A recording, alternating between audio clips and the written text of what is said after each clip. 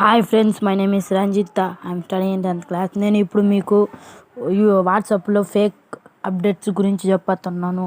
ఇప్పుడు మీకు ఫ్రెండ్స్ కానీ ఎవరన్నా కానీ ఫేస్బుక్ నుంచి లేకపోతే ఏదైనా క్రోమ్ నుంచి మెసేజ్ పంపిస్తారు.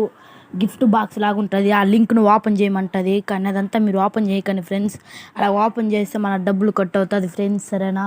అలాగే ఎన్నో అదే నమస్తే అలాగ వస్తుంది ఫ్రెండ్స్, చేయకూడదు. నమస్తే, థ్యాంక్ యూ అలాగా గిఫ్ట్ బాక్స్ వచ్చి లింక్ ఓపెన్ చేయమంటారు. దాన్ని ఓపెన్ చేస్తే అదే ప్రైజ్ వచ్చినట్టు వస్తుంది ఫ్రెండ్స్. అదంతా ఓపెన్ చేయకండి, ఎందుకంటే మా ఫ్రెండ్స్కి అలా జరిగింది, 2-3 జరిగింది.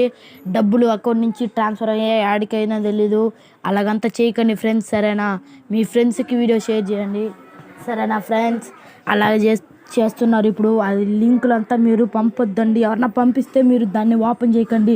దాన్ని ఏదో ఫ్రెండే కదా పెట్టినాడని మనం ఓపెన్ చేస్తాము. బయట వాళ్ళు అయితే కూడా మనం ఓపెన్ చేయము. ఏదో మన ఫ్రెండ్ ఏదో పెట్టినాడు చూద్దాం పట్టని ఓపెన్ చేస్తాం. అలా ఓపెన్ చేస్తే మనకే నష్టం, సరేనా ఫ్రెండ్స్? అలాగంతా చేయకండి.